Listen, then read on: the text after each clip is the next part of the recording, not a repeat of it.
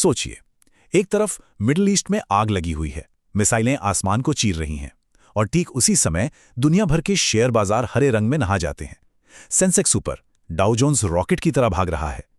तो सवाल ये उठता है कि भाई, जब जमीन पर बम गिर रहे हैं तो बाजार में ये पार्टी क्यों हो रही है? क्या युद्ध की कोई ऐसी हकीकत भी है जो हमें नजर नहीं आ रही? एक ऐसी हकीकत जो शायद बमों और गोलियों से ज्यादा पैसों के बारे में है। इस पूरी कहानी की शुरुआत होती है राष्ट्रपति ट्रंप के एक बयान से। वो कहते हैं, दुश्मन को हरा दिया गया है, और साथ ही ये इशारा भी देते हैं कि युद्ध अब बस खत्म होने ही वाला है। ये सिर्फ एक बयान नहीं था, ये बाजारों के लिए एक सिग्नल था, एक हरी झंडी थी कि अब पैसा लगाने का सही वक्त आ गया है। और यही वो अजीब सी तस्वीर है जिसे समझना बहुत ज़रूरी है। एक तरफ मिसाइलें हैं, तबाही है, और दूसरी तरफ बाजार में जश्न का माहौल। ये जो विरोधाभास है ना, यही हमारे आज के विश्लेषण का सेंटर पॉइंट है। हम ये पता लगाएंगे कि क्या बाजार को वाकई युद्ध खत्म होने की उम्मीद है, या फिर ये सब पैसों का कोई बहुत बड़ा खेल है। तो चलिए इसी सवाल की जड़ तक पहुंचते हैं। आखिर जब जमीन पर हकीकत इतनी भयानक है, तो वॉल स्ट्रीट में इतना आत्मविश्वास आ कहां से रहा है? क्या इन्वेस्टर्स को कुछ ऐसा दिख रहा है जो आम लोगों की नजरों से ओझल है? इस पूरी पहेली को सुलझाने के लिए हम इसे 5 हिस्सों में समझेंगे। पहले युद्ध और बाजार का रिश्ता, फिर ऊर्जा का ये पूरा खेल, ईरान की इकोनॉमिक स्ट्रैटेजी, इतिहास से मिली एक चेतावनी, और आखिर में इसका हम सब पर, भारत पर क्या असर होगा। तो पहला हिस्सा है ऊर्जा का खेल। ये समझना बहुत जरूरी है कि ये लड़ाई सिर्फ बमों की नहीं है, बल्कि तेल के बैरल की है।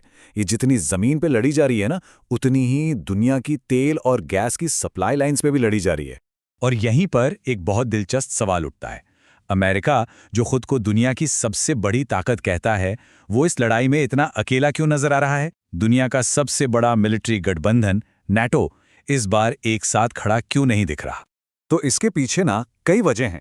सबसे पहली बात तो ये कि अमेरिका ने इस एक्शन से पहले अपने नेटो पार्टनर्स से कोई सलाह मशवरा ही नहीं किया।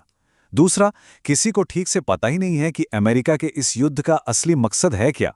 और सबसे बड़ा डर तो यह है कि ये लड़ाई कहीं पूरे मिडिल ईस्ट को ही अस्थिर ना कर दे। देखिए, यूरोप की अपनी टेंशन है, जैसे रूस का खतरा, तो जाहिर है वो इस आग से खुद को दूर ही रखना चाहेंगे। इस पूरे खेल का जो सेंटर है वो है हुर्मुज़ जलडमरू मध्। ये समंदर का एक बहुत ही संकरा रास्ता है, लेकिन यकीन मानिए, दुनिया की अर्थव्यवस्था की नब्ज इसी के हाथ में है। जरा इस आंकड़े को देखिए, पूरी दुनिया का 20% तेल, यानी हर 5 में से 1 बैरल इसी छोटे से रास्ते से होकर गुजरता है।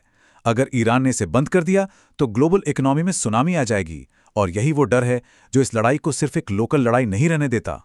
अब आते हैं कहानी के दूसरे पक्ष पर, ईरान। देखिए, मिलिट्री पावर में अमेरिका से भिड़ना बहुत मुश्किल है, इसलिए ईरान एक अलग ही तरह का युद्ध लड़ रहा है।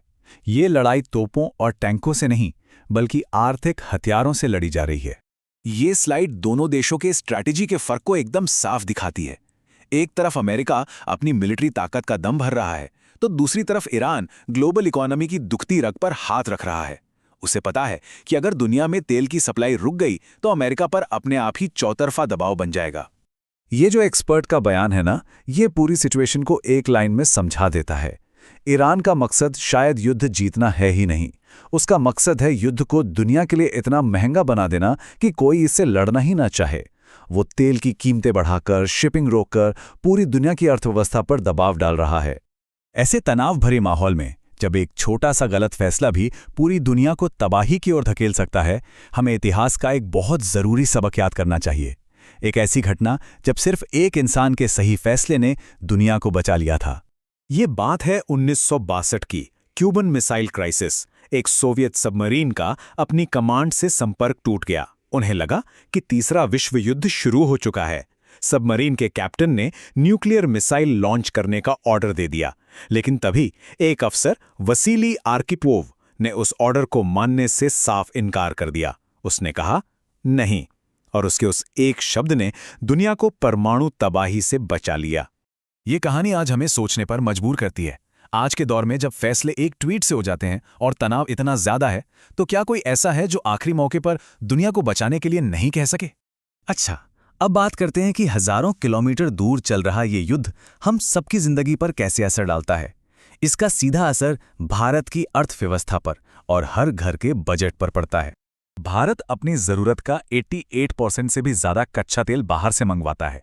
इसका सीधा सा मतलब है कि जब भी दुनिया में तेल के दाम बढ़ते हैं तो उसका सीधा झटका हमारी जेब पर लगता है। इस मामले में हमारी अर्थव्यवस्था बहुत ज्यादा सेंसिटिव है। और ये असर सिर्फ पेट्रोल डीजल तक नहीं रुकता, इसका असर हर लेवल पर होता है। नेशनल लेवल पर देश का ट्रेड डेफिसिट यानी व्यापार घाटा बढ़ जाता है। कॉर्पोरेट लेवल पर एविएशन, केमिकल्स और लॉजिस्टिक जैसे सेक्टर्स की लागत आसमान छूने लगती है। और सबसे बड़ी मार पड़ती है आम आदमी पर, जहां फ्यूल, ट्रांसपोर्ट और रोजमर्रा का सामान सब कुछ महंगा हो जाता है। यहां तक कि खाड़ी देशों में काम कर रहे भारतीयों से आने वाले करीब 50 अरब डॉलर के रेमिटेंस पर भी खतरा मंडराने लगता है। तो हम घूम फिर कर वापस उसी सवाल पर आते हैं कि आखिर बाजार क्यों बढ़ रहा था। ये सब कुछ स्पेकुलेशन यानी अटकलों का खेल है। पहले युद्ध की खबर से मार्केट में डर फैलाया जाता है और बाजार धड़ाम से नीचे गिर जाता है। फिर राष्ट्रपति ट्रंप जैसा कोई बड़ा नेता शांति की या जीत की बात करता है, जिससे उम्मीद जगती है, और बस इसी उम्मीद के सहारे बाजार फिर से उछल पड़ता है। इस पूरे उतार चढ़ाव में बड़े बड़े इन्वेस्टर्स मोटा मुनाफा कमाते हैं। और इस खेल का नतीजा क्या होता है? बड़े इन्वेस्टर्स और ऑपरेटर्स तो पैसा बना लेते हैं, जबकि आम इंसान पर महंगाई की मार पड़ती है। युद्ध की जो असली कीमत होती है वो आम नागरिक ही अपनी जेब से चुकाता है। तो आखिर में ये पूरा विश्लेषण हमें एक बहुत ही गहरे सवाल पर लाकर खड़ा कर देता है। असली लड़ाई शायद इस बात की है ही नहीं कि कौन सा देश जीतेगा। असली लड़ाई तो इस बात की है कि इस पूरी तबाही और उथल-पुथल से आखिर में पैसा कौन बनाएगा। और ये वो सवाल है जो हमें युद्ध को एक बिल्कुल ही अलग चश्मे से देखने पर मजबूर कर देता है।